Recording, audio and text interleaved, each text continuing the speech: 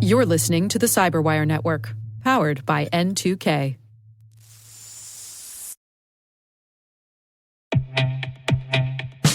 There's nothing worse than relying on a legacy SIM that your security team has outgrown, especially when it impacts your ability to detect real incidents. Hunter's SOC platform offers built-in, always up-to-date detection rules and automatic correlation that allows SOC analysts to focus on higher-value tasks that impact your organization. It's time to move to a platform that reduces risk, complexity, and cost for the SOC. It's time to replace your SIM. Learn more by visiting hunters.security today.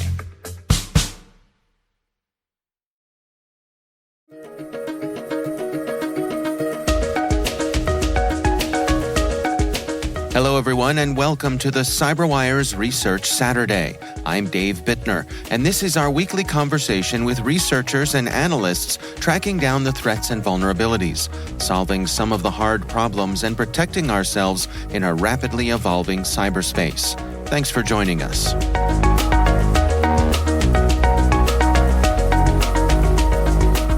We had actually all been in a training doing heap exploitation the week before this vulnerability was announced. And so as soon as we saw a major heap vulnerability come up, we all wanted to take a look and actually try to use what we had just learned and write this exploit. That's Ryan, a security researcher at Bishop Fox. He asks that we not use his full name. The research we're discussing today is titled Building an Exploit for FortiGate Vulnerabilities CVE-2023-27997. Yeah, the timing is everything, right? Yeah. Well, let's walk through it together here. Can you take us through step by step? How did you and your colleagues approach this? Yep. So initially, when we started looking into it, we just went and tried to follow the blog post that Lexfo, the original researchers, Charles Foll, published. So they have a really detailed write-up of all of the steps that are required. And so we just tried to replicate that. So we started by setting up an environment with a vulnerable system, and I used Fortinet on an ESXi system just at home and figured out how to configure that, figured out, okay, I am able to hit this endpoint they're talking about, and then worked on just being able to get a crash proof of concept, because that, in theory, should be pretty easily. And then once we actually had a crash proof of concept, I worked on trying to get a debugging environment set up, meaning installing GDB, being able to have a root shell, because Fortinet appliances don't actually, they try not to let the user obtain a Linux shell. They don't even have a proper shell installed. If you run binsh, it won't drop you into a shell. So there's a process of setting up this debugging environment. And then once we had the debugging environment and we had something that could at least cause us to crash, then we could continue on with writing the rest of the exploit. Well, let's back up just a little bit. I think, as you pointed out in the research here, that this bug is a heap-based buffer overflow. Can you describe that to us for folks who may not be familiar with that? Yeah. So in most programs, you have two areas that you store data. One area is the stack, which is typically for temporary things. Maybe it's only used for the lifetime of a certain function. But if you want something that's kept around for a long time, or maybe you have a lot of data, you'll allocate in the heap. And so the heap is just a big area of memory, and you have a code that will manage this area, and you can request, okay, I would like 1,000 bytes, call a function, and it will return a pointer to an area where you can use 1,000 bytes. And then when you're done with that area, you say, okay, I no longer need it, free this area, and it can then be reused. And so with a Stack Overflow, there's a lot of other program state that is stored on the stack. And so if you're able to manipulate that, it can often be pretty easy and pretty deterministic how you would turn Stack Overflow into a full exploit. But on the heap, there is a lot of other stuff that is using it. It's a lot less deterministic, and there's a lot more work that needs to be done to manage the layout of the heap.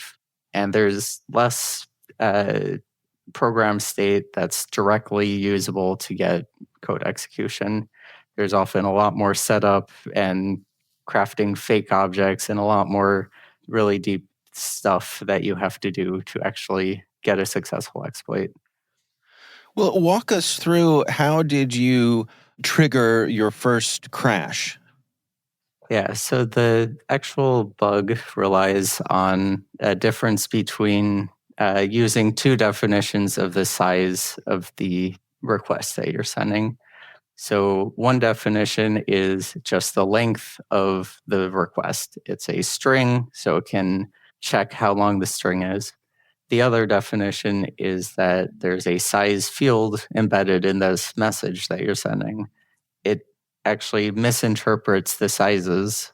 And so if you send it a message of one size, but then you set the length field to an extra 1,000 bytes, you can corrupt a bunch of data that's out of bounds of this buffer. And since it's on the heap, that can just be anything.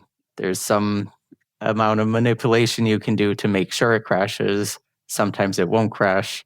But if you just send a bunch of requests where the size field is longer than the actual length of the message, eventually you will overwrite something sensitive and cause the application to crash.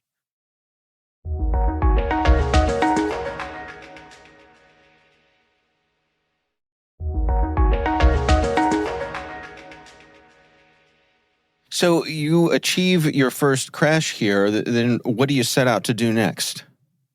So once you're able to achieve a crash, you want to start to make this a more controllable crash.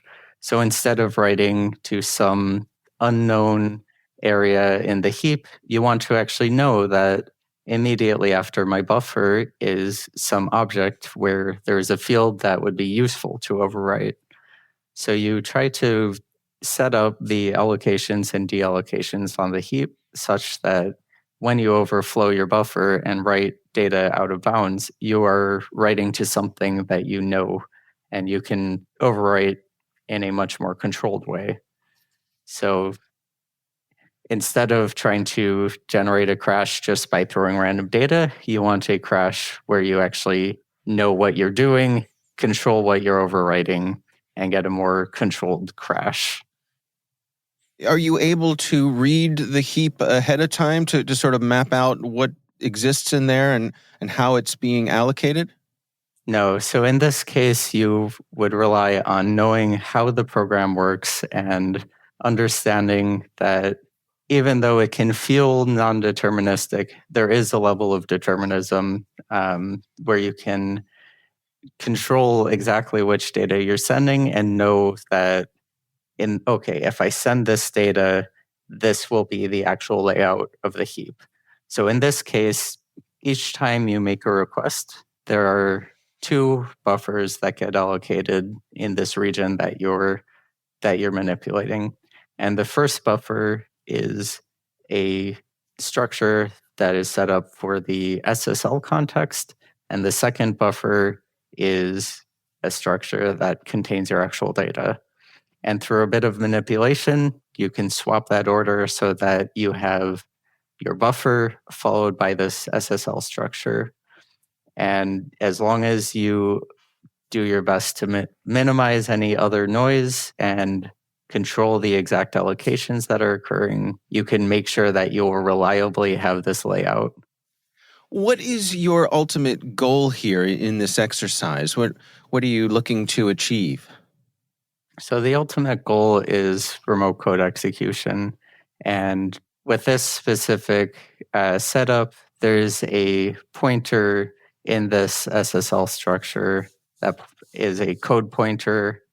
And you want to overwrite this function pointer so that when it gets called, it jumps to code and you can hijack that code flow and obtain and use it to then create a ROP chain and gain arbitrary code execution. And so ultimately, how did you end up doing that? What were the rest of the steps that were necessary here? So we use this function pointer to make a call to adjust the stack pointer to the beginning of the SSL structure. From there, we were able to have sort of complicated ROP chain that adjusted the stack pointer a few more times until it eventually pointed to data in our initial buffer, which we entirely control. From there, we could set up arguments for a call to system or popen or any other function. And we could use that to basically run arbitrary commands. And because, like I said earlier, Fortinet doesn't actually have a bin.sh or a shell, we were able to use the node binary. So it does use node for a web server. And we were able to create a reverse shell with node where we run node from exec. I believe we used exec-l specifically. Now, help me understand here, because one of the things you point out in your research is that the heap was not mapped to be executable, so you had to get around that. Are there particular details you can highlight with that part of the process? Yeah, so typically if you do have controlled writable and executable memory, you're able to just directly jump to that code. So instead of doing this complicated ROP chain, we would just set the function pointer to point to data that we control and execute it as code. But in this case, we have to do this more complicated setup where we point the stack pointer to data that we control. And then we're able to reuse different parts of the binary that is already in memory and executable. And we essentially run the last couple instructions of a function and then let it return. And then it'll jump to the next address on the stack, which we also control. And you keep doing that in building up these little ROP gadgets, these gadgets that do one small operation. And by combining a bunch of these gadgets where you're reusing code from the existing executable in memory, which is mapped as executable, you can actually still obtain arbitrary code execution. What was it like for you and your colleagues when you ultimately achieved what you'd set out to do here? I mean, it sounds to me like this journey was fun. What was the payoff like in the end? Yeah, so it's, of course, always exciting when you get that first connect back with your reverse shell. So I was very happy when I finally got that working. We were also able to actually create a scanner that we could use, and we released to help others identify what's vulnerable. And the payoff for the company was, of course, that we could go test on customer systems and say, hey, you're vulnerable, here's proof, and get people to patch. So there's really a lot of, for my team, it was mostly just really exciting, but for others, there was definitely a positive impact on their security awareness and posture. Well, and based on the information that you gathered here, what are your recommendations for folks out there who are responsible for securing their organizations? Any words of wisdom to take away from this exercise? Patch. Just make sure you're patching. I mean, this is an unauthenticated remote code execution. It is a heap vulnerability, but we were able to develop a working proof of concept within a week. No doubt other threat actors would be able to do the same. The fix is to patch your system, and please do that.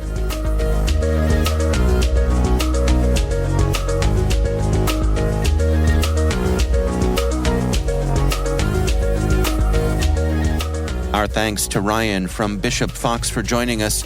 The research is titled Building an Exploit for FortiGate Vulnerabilities CVE-2023-27997. We'll have a link in the show notes.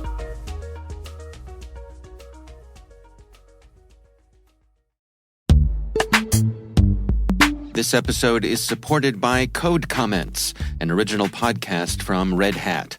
Be honest, do you comment your code? When you're working on a project and you leave behind a small note in the code, a code comment, to help others learn what isn't clear in the code.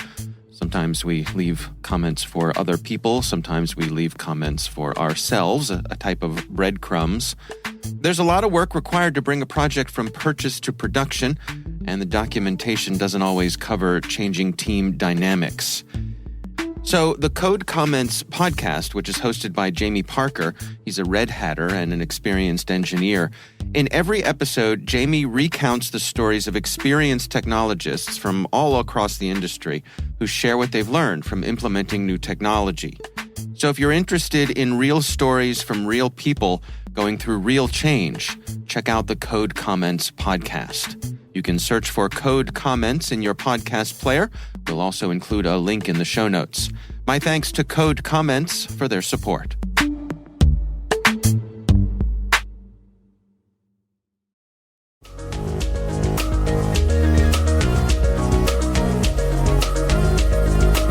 The CyberWire Research Saturday podcast is a production of N2K Networks, proudly produced in Maryland out of the startup studios of Data Tribe, where they're co-building the next generation of cybersecurity teams and technologies.